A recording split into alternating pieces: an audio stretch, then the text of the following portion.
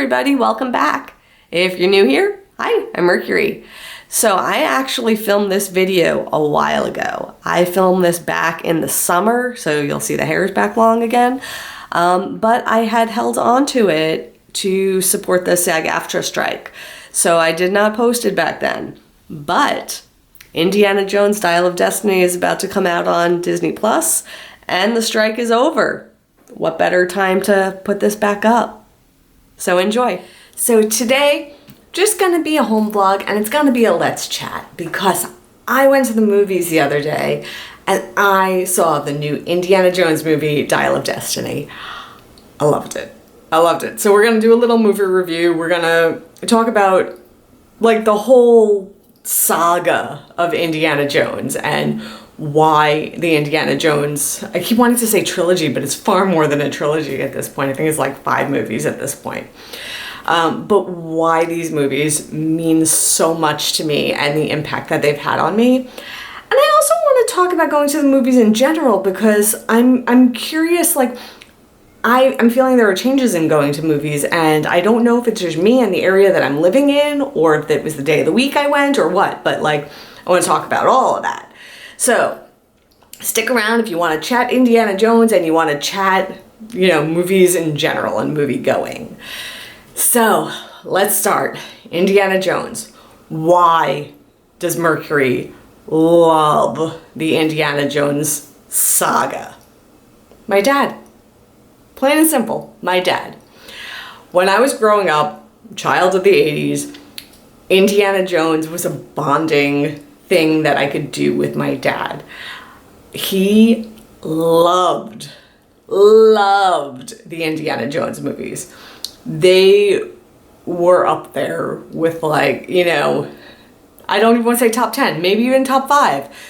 But it was just like spending time with my dad watching these movies. It was like Indiana Jones, Star Wars, Rocky, Back to the Future. Like, I have fond memories watching these movies, not just in the theater, not just once or twice, but like over and over and over again watching these movies with my dad.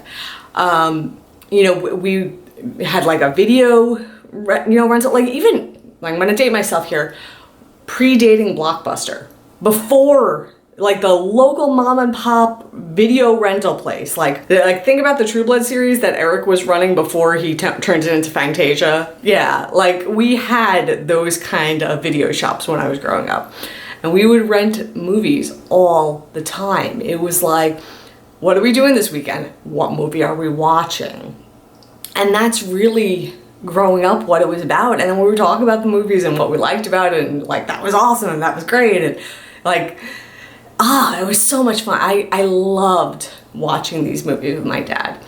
So as an adult, like, even though I might not consciously be thinking about these particular times, the feels, the emotional connection to those moments is very much alive in me. Very, very much alive in me. And within the Indiana Jones movies in particular, because of the choice of bad guys, and I am a second-generation Holocaust survivor, it has even more of an impact and resonates in my family. So I'm not gonna get into details on that, but I'm just gonna put that there, that is sort of like an extra level of why Indiana Jones and why it was, impactful for my dad and me. So, I mean, it's hard for me to pick my favorite Indiana Jones movie. They are so full of adventure and comedy, and they're that right balance of being serious and being adventurous and being out there and crossing the line in these ridiculous moments of like, that'll never happen, but it was just so serious and just so believable to that point that you can cross that line with it. You can go there with it. Like, just the ongoing joke about Indiana Jones not liking snakes. I totally understand this, Dr. Jones. I totally get that. I myself have snake phobia, as we have seen in these videos. Why did it have to be snakes? I ask myself this all the time. But like, you know, like in the scene in Raiders of the Lost Ark, when he's flying in the little plane with Jacques Lindsay, and, you know, Jacques has a snake in the plane. And like, he's like, I hate snakes. Like, and he's like, oh, it's just a snake, Dr. Jones. Like, yeah, it's no big deal. But like these moments, it's just like, who would have a snake in their plane like that? Well, Jacques Lindsay would, but you know, like those moments, like that's what I mean of, it's like, it's ridiculous enough that it's still believable, but it's silly, but it's fun, but it's serious, like, it's the perfect balance, and it was so well written. And so that's just sort of like my general take on Indiana Jones movies. And the previous, the Indiana Jones and the Kingdom of the Crystal Skull, that one I struggled with. And here's my reason for this. At this point, I think I can say spoilers because it's been 88 years since, you know, the Crystal Skull came out. So with the Crystal Skull, the reason why I say this is a bridge too far for me to cross is there's always been mysticism and fantasy in Indiana Jones, but yet grounded in usually religion, you know, or we're talking Ark of the Covenant, we're talking, you know, like we're talking about Sheba in the Temple of Doom, Indiana Jones, The Last Crusade. We're talking, you know, like Christianity, Catholicism. So these mystical stories that have been grounded in religion. And again, it goes back to that, like, towing the line between reality and what's believable and what's not, and so on and so forth. But with the Crystal Skull, they crossed the line into aliens. And it was a bridge too far for me to walk. So my take on Crystal Skull is it was enjoyable, and, you know, had a lot of the traits of, you know, classic Indiana Jones movie, but that plot line made it harder for me. So if that was a movie not in the Indiana Jones series, I may have had a different reaction to that. But as part of this continuum of movies, it was a little bit disjointed. It didn't quite fit with what had come before. Now we have the Dial of Destiny. Now we are back. And it almost feels at parts apologetic for Crystal Skull and the aliens situation. And I'm going to say, like, I try to do these without spoilers, and I don't think this will be a spoiler. The thing that they kept going back to is this isn't fantasy, this is math. And they said that at least 3 times in the movie.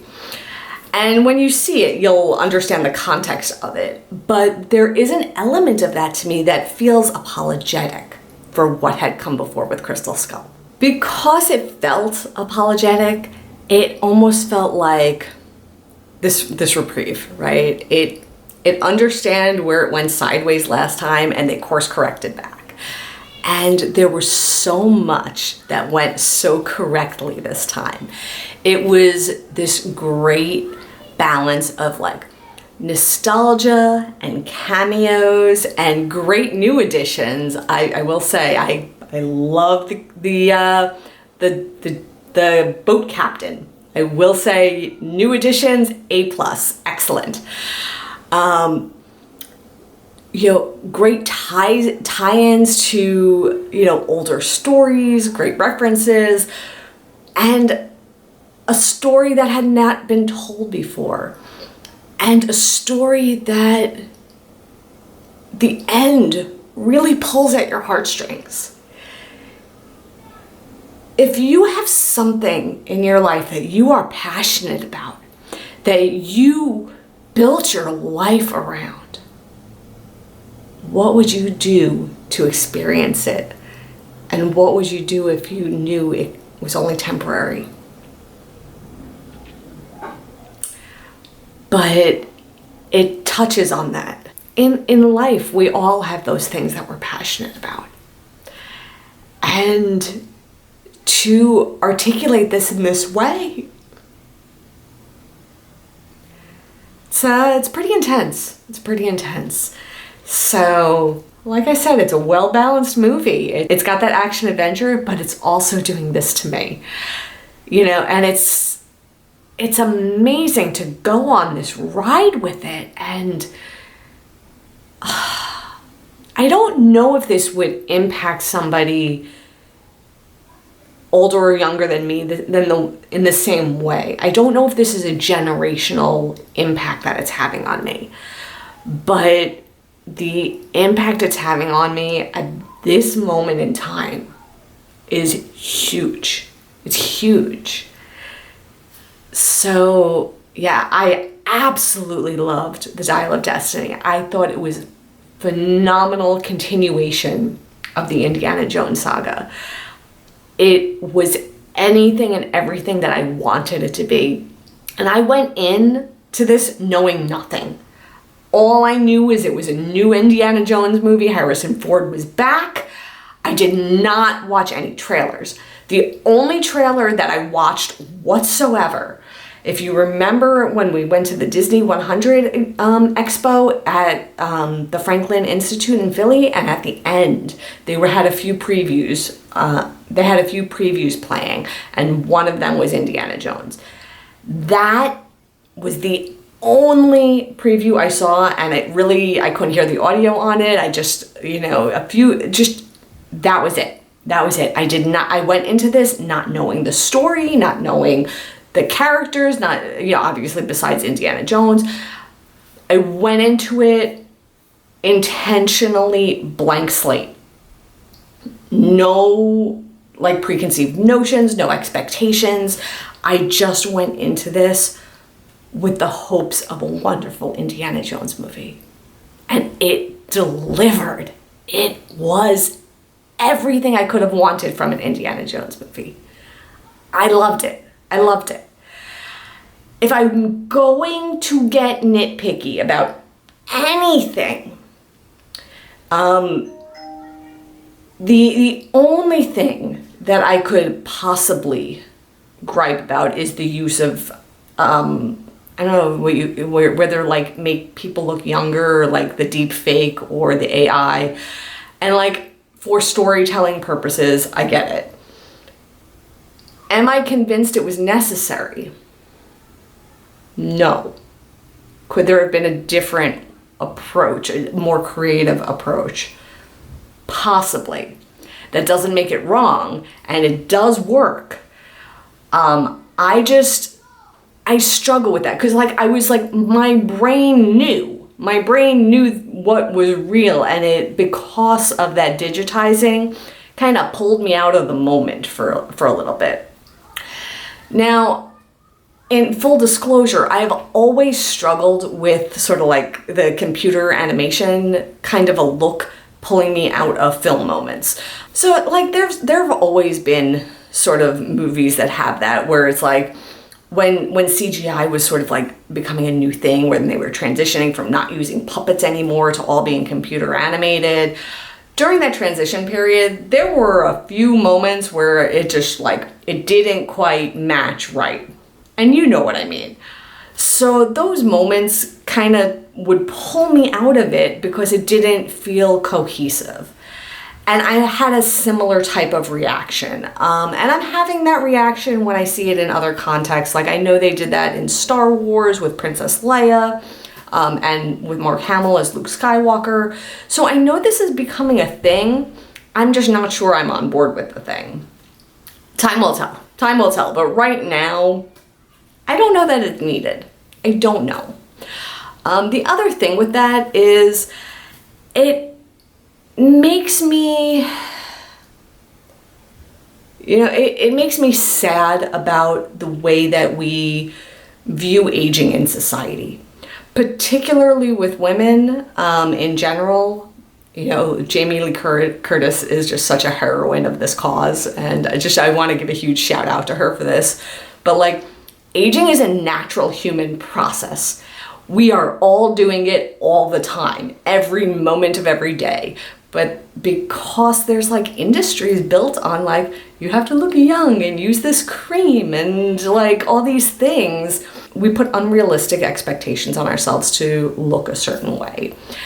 And I don't know that we need to make actors look younger artificially, like with computer effects. I don't know that that's necessary, and maybe creative writing could be a different solution.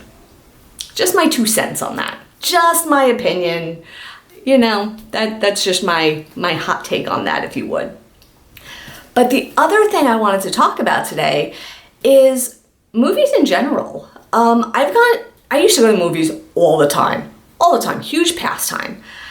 And like, there was a point in time that I had like the movie pass, which was like the subscription where you can go to like multiple movies in a month. It was sort of like you paid for a subscription and you could go to a certain amount, you know, 5, 10 movies a month, like whatever it was. I don't remember the details of it. But like, I used to go to movies all the time, at least once a month, sometimes 2 or 3 times a month. And then 2020 came and the world shut down and movies started streaming. And since that time, this is only the second movie I've seen in theater since that time. The first one was Doctor Strange. And both movies I went to in theater, I don't know if this is time of day, day of week, whatever the case may be, the theaters were empty. When I went to see Indiana Jones, I think there were 10 people in the theater total. Is this how it is near everybody? Is this like, are theaters just going away? What is happening? This makes me very sad. Theaters are such a cultural thing in America, at least, where, you know, for the longest time, it was an escape. It was like a thing that the whole family could do. It was a way to get away and do something and go on an adventure for a couple of hours, like, and follow these characters on journeys. And it was amazing, the screen and the surround sound, and it was just so immersive. And then they came out with 3D and it was like this next level. And to see movie theaters like empty, it's chilling to me. It's sad to me. Yeah. Movies, through the ages of movies, right, were a place that anybody could afford to go and enjoy themselves for a little while. During the Great Depression, you know, people were still able to go and see movies, get away from the pain for a little bit, just a little bit. Just that moment, you know, to escape before having to go on. Throughout, you know, since the inception of the movie screen and film and celluloid, movies have been accessible to everyone and a gathering place for everyone. And even when times were hard, they were still accessible to everyone. And to see movie theaters like piddling out, it's sad, and I don't want them to go away. I don't. So I'm curious if this is just what I'm experiencing here in my few times since 2020 going out to theaters. But by you, please leave in the comments, let me know. Are movie theaters like this near you too? Are they kind of like going the way of the dinosaur, or is it just I went at times that it wasn't crowded? Please let me know. I'm very, very curious. So that's what I had to say about that. And I guess with that, I'm done for the day. If you like action adventure movies, Indiana Jones was a hoot. I loved it. Definitely recommend. So with that, I am done for the day. I will see you all real soon. And until then, stay inspired by everyone. Take care.